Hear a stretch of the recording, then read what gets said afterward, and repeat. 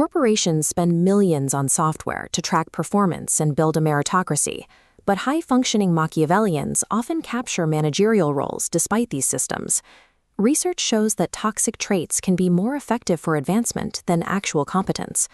For most employees, high-quality work is rewarded with more work. Clearing your inbox simply invites more tasks, creating an endless loop where efficiency leads to a higher workload rather than a higher position. Individuals with high Machiavellian scores view the office differently. They see corporate advancement as a zero-sum tournament, where resources like budget, staff, and management attention must be seized through strategy. This perspective dates back to the 16th century, originating in a manual for statecraft and survival written by Niccolo Machiavelli. His theories on human nature and the pragmatism of influence have transitioned into the modern workplace. Machiavellians consistently outmaneuver competent peers by mastering the unwritten rules of corporate power and internal competition that formal productivity metrics often miss. Agency theory identifies the central weakness in any hierarchy, the unavoidable blind spots of upper management. Executives cannot perfectly monitor the actions of every employee, creating a gap between effort and observation. Because of these blind spots, performance appraisals rely on subjective perception. Superiors use their personal judgment to fill the gaps in their knowledge, making the review process vulnerable to manipulation. A Machiavellian manages their superior vertically by strategically mirroring their opinions. By telling the boss exactly what they want to hear, they manufacture a positive evaluation, regardless of their actual output. Horizontally, they navigate the promotion tournament by sabotaging their peers. To move up the ladder, they ensure their direct competitors are perceived as less capable or less reliable. Strategic hoarding focuses on high-value knowledge, such as specialized expertise or strategic insights. This is more effective than hoarding simple data or files because it makes the individual harder for the organization to replace. By acting as a knowledge gatekeeper, the individual ensures that colleagues remain dependent on them.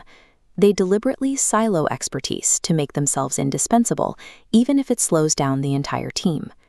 By feeding validation upward and restricting the flow of knowledge horizontally, these individuals hack the structure of the firm to simulate absolute merit. If these individuals engage in active sabotage and manipulation, it should be obvious. Why aren't they caught by human resources or their observant peers? Socioanalytic theory suggests that raw personality traits do not directly cause outcomes. Instead, they must be translated into observable behaviors that others evaluate. This flowchart shows Machiavellianism leading to a public reputation, determining a person's job performance rating. Political skill, the ability to disguise motives, filters this connection. Lacking political skill exposes selfishness, dropping reputation, and as this line shows, their performance assessment suffers accordingly. This chart shows a different outcome for those with high political skill. The top dotted line remains flat, meaning these individuals use feigned altruism and charm to completely neutralize the negative impact of their manipulative traits. High political skill acts as an evolutionary camouflage. It allows predators to disguise active manipulation as executive presence or leadership potential. Once the tournament is won and the executive position secured, the camouflage drops. They finally have the title, resources, and authority they sought. The facade of charm drops for direct subordinates. Supervisors use their power to extract loyalty and shift blame, visibly increasing employee stress and emotional exhaustion. The result is widespread organizational cynicism. Employees realize the leadership lacks integrity, leading to a breakdown in trust and a loss of commitment to the firm's collective goals. This cynicism fuels burnout and triggers a brain drain. Truly competent employees leave, leaving the organization vulnerable to knowledge loss and future inefficiency. Defending the organization requires more than just implementing ethics norms or codes of conduct.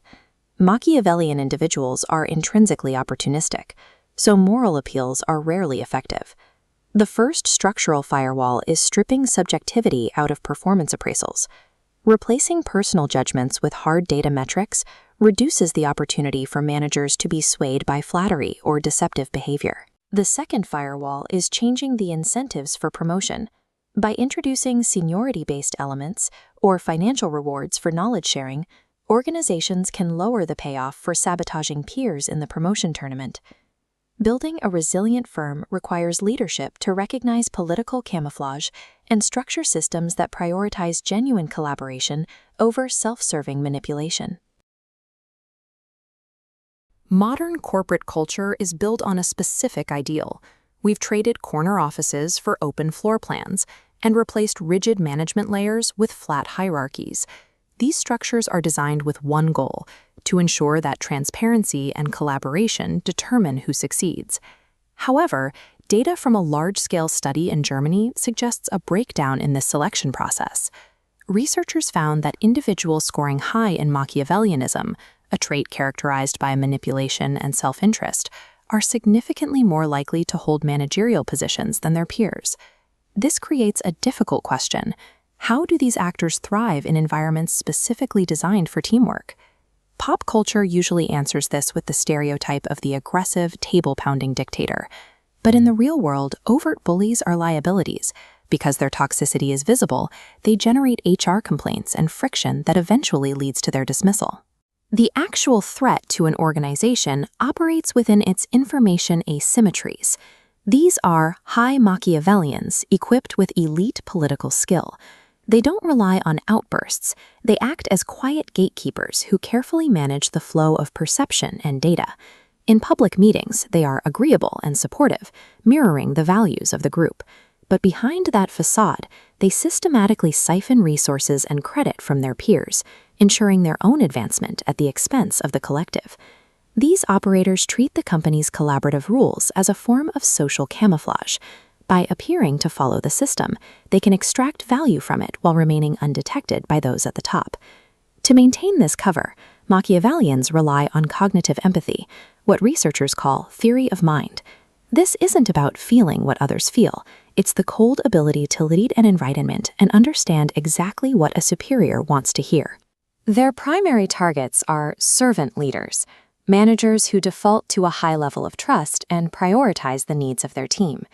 When reporting to an empathetic leader, the Machiavellian acts as a perfect mirror. They reflect the manager's values back at them, using that feigned sincerity to secure a long leash and unchecked autonomy. Once they have achieved this autonomy, they move to secure their position through a form of subtle sabotage known as knowledge hoarding.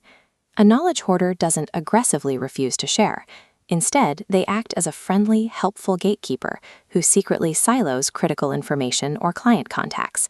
They create a deliberate bottleneck, ensuring that the organization remains dependent on them to function.